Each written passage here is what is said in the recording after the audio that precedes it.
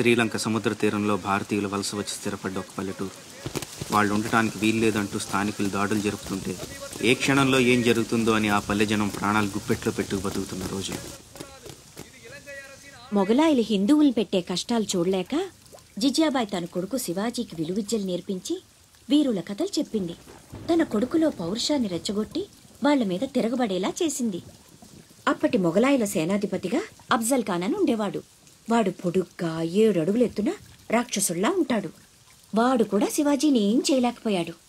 అందుకని సంధికని పిలిచి కౌగిలించుకున్నట్టు నటించి వీపులో కత్తితో పొడిచాడు. అమ్మో, శివాజీ చచ్చిపోయాడా? లేదురా, శివాజీకి ఉక్కు కవచం ఉంది. ఇనుపగోళ్లతో అఫ్జల్ ఖాన్ గుండెని 2గా చీల్చేశాడు. అది చూసి జనం ఛత్రపతి ఛత్రపతి అని శివాజీని పొగిడారు. ఛత్రపతి అంటే ఏంటమ్మా?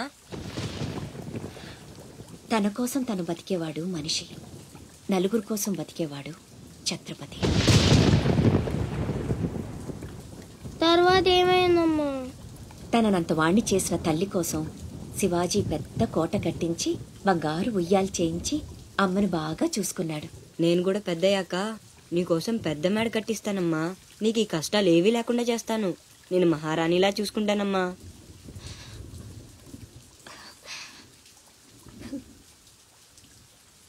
నువ్వు చాలా గొప్పవాడు అవుతావు నాన్న.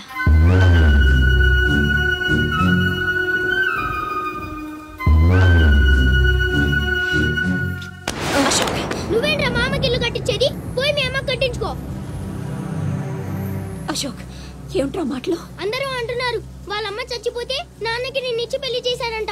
అంటే నేను ఒక్కడనే గాని కొడుకుని, వాడు వాళ్ళమ్మ కొడుకు. తప్పు నాన్న. రామలక్ష్మణులు కూడా ఒక తల్లి బిడ్డలు కాదురా. అన్నదమ్ములంటే వాళ్ల గురించే చెప్పుకుంటారు. మీరు కూడా అలాగే కలిసి ఉండాలిరా. మీరిద్దరూ దెబ్బలాడుకుంటుంటే నేను భరించలేనురా. అది నాకు చావు కన్నా పెద్ద శిక్ష.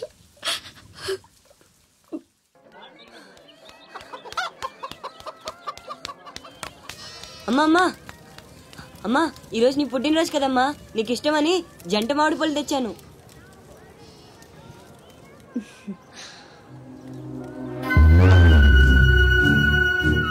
అమ్మ కోరికలన్నీ నీకే తెలుసురా. పండు చాలా బాగుందన్నా. ఎక్కడి నుంచి తెచ్చావు? సత్తన్న తోటలో దొంగతనం చేసి తెచ్చాడు. ఏరా, దొంగతనం చేసావా? లేదమ్మా. అబద్ధం చెప్తున్నాడమ్మా. ఇందాక బడేకి కొట్టి దొంగతనానికి వెళ్ళాడు. కావాలంటే ఒట్టేసి చెప్పమను. ఒట్టేసి చెప్పరా.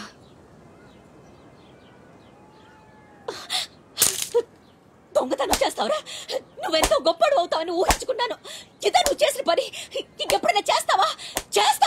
చెప్పు. పోరా, నీ మొహం చూడాలంటే అసహ్యంగా ఉంది. ఇంకెప్పుడు నాకు కనిపించకపో.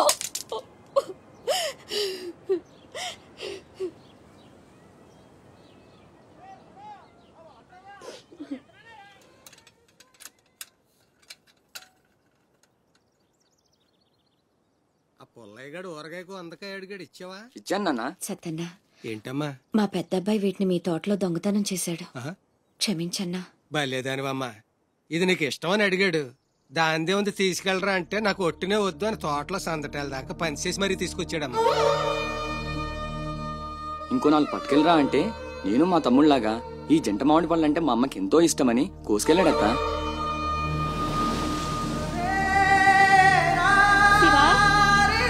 నాన్న, శివా శివా శివా శివా నాన్న, శివా.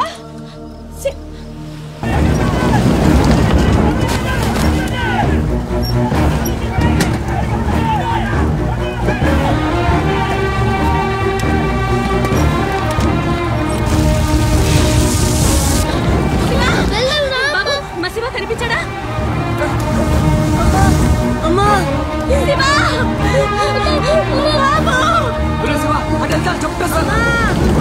మా అమ్మ తమ్ముడు కనిపించట్లేదన్నా. మీ అమ్మ తమ్ముడు ఏదో పడవ ఎక్కే ఉంటారా, నువ్వు ఎక్కరా?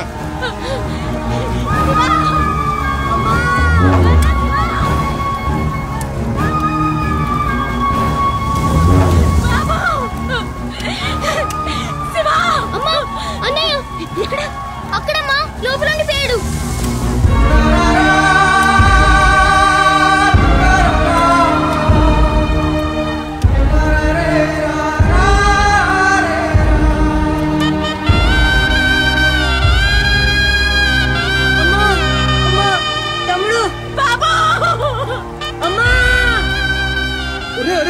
చచ్చిపోతారా వెనక్కలేదో పడవలో వస్తారులేరా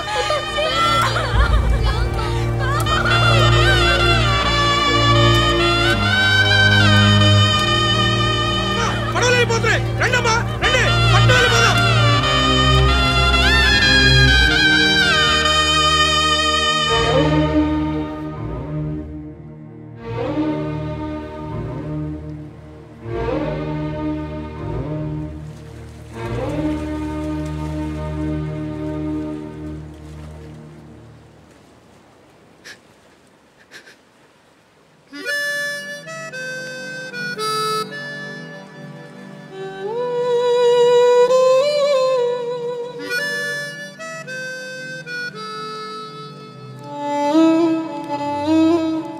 నా పేరు భద్రం.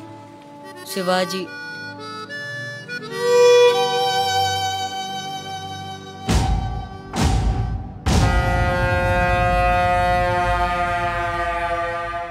బాజీరావు గారు, వేళ్లతో కలిపి ఇప్పటి వరకు వెట్టి చాకిరీకి అదే మీరు చేరదీసిన కాంతిసీకుల సంఖ్య 3000కు పైమాటే. మరి మాకు కూడా థ్యాంక్ యూ సార్. వాళ్ళకి పొజిషన్ ఏంటో ఓసారి చెప్పు. అలాగే సార్.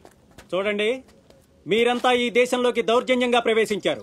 న్యాయంగా అయితే మిమ్మల్ని వెనక్కి తరిమెయ్యాలి. కానీ అన్న బాజీరావు గారు మీ మీద జాలి పడుతున్నారు.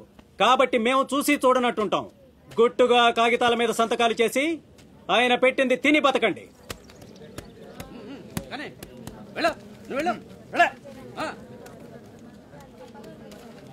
తెల్ల కాగితాల మీద సంతకాలు ఏంటండి? ఇదంతా మోసం. మాకు తెలిసా మాత్రం మేము చదువుకున్నాం. ఇక్కడ కాకపోతే బయట ఎక్కడో పని చేసుకు బతుకుతాం. మేము సంతకాలు పెట్టమండి.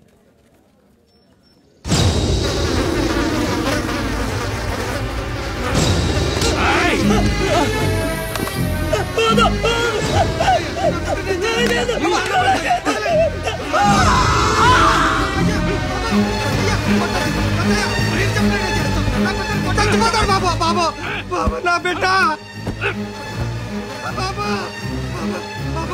బాబా బాబా ఏయ్, చూశారుగా, ఎదురు తిరిగినోడు చావడు, వాడి వెనకున్నోడు చేస్తాడు.